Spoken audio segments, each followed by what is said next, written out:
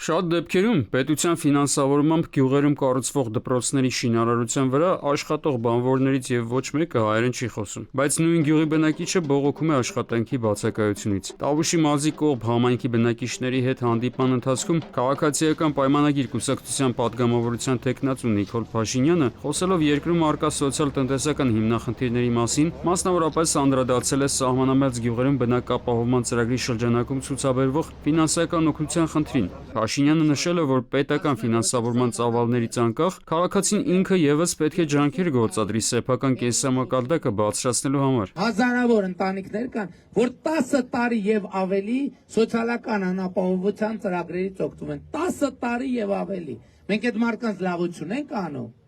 Մենք այդ մարդկանց վատություն ենք անում, որովհետեւ իրանց երեխեքն էլ ներշնչվում են, թե աղքատություն է իրանց ճակատագիրն է, իրանք պետք է աղքատ լինեն։ Քաղաքացիական պայմանագրի առաջնորդը նշել է, որ հենց մարդկանց մտածելակերպի փոփոխման համար են դպրոցներում սովորող երեխաներին փորձում հասցնել այն միտքը, որ ի վերջո լավ սովորողն է լավ ապրում։ Ընդ որում պետք չի, որ բոլորը լինեն ակադեմիկոս։ Լավ վարսավիրը լավ է ապրում, լավ զոդողը լավ է ապրում, լավ շինարարը լավ է ապրում, լավ մեթլախփողը լավ է ապրում, լավ վարորդը լավ է ապրում։ Ով որ իր աշխատանքի արդյունքում լավ չի ապրում,